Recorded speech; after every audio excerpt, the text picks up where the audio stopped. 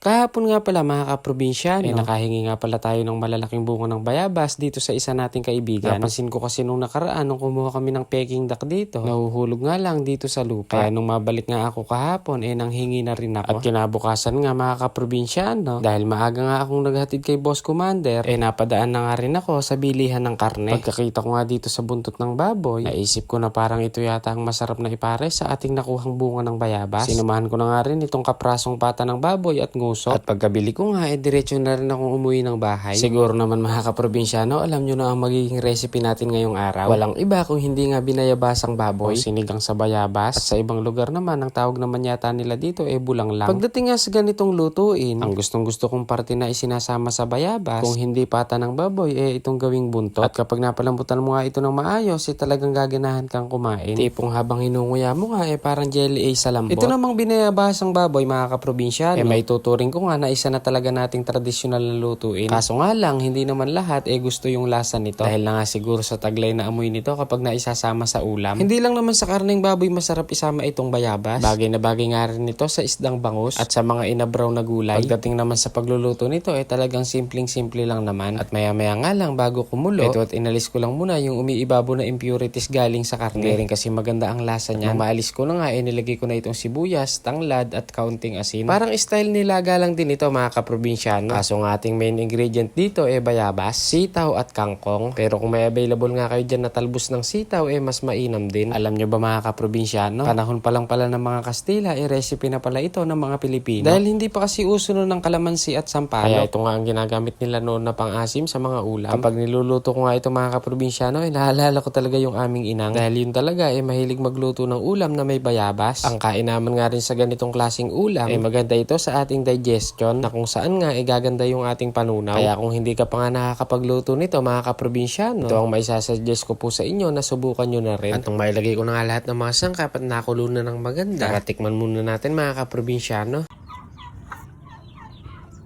Po, pakalimutan naman.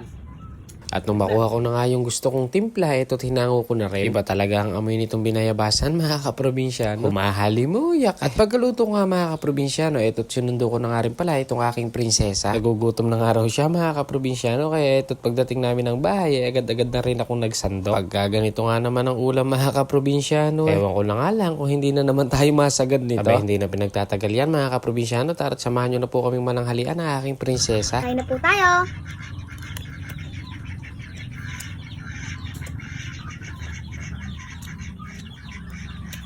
Sarap.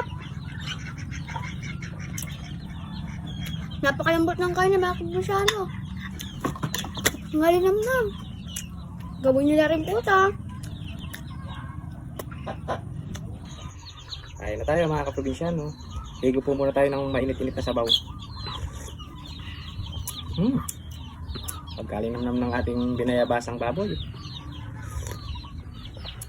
Sabaw pa lang. Ulam na mga kaprobinsyano.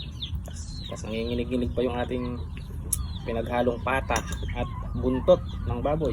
Ayan. Ito yung pinaka best part para sa akin, binayabasan na buntot at pata. Para lang po ito mga kaprobinsyano. Siyempre may pampaganang sausawan tayo dyan.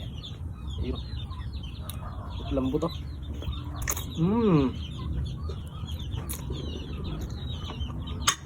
Lalalag.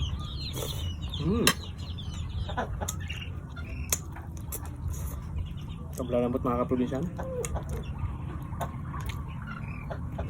Kain po tayo sitaw. At kung maulan nga po ang panahon dyan sa inyo mga kaprobinsyano, isa po talaga ito sa bumabagay na ulam. Sa lambot nga nitong balat mga kaprobinsyano, pagkagat mo talagang nalulusaw sa iyong bibig. Kung wala kang ngipin hindi ka mahihirapang ngumuya. Dire-diretso nga ang subo pagka ganito ang ulam. O paano ba yan mga kaprobinsyano dating gawin? Kung nagustuhan nyo po yung ating luto serye ngayon, baka naman isang like and share naman dyan. May salamat po sa inyong panonood. Hanggang sa muli. Bye-bye!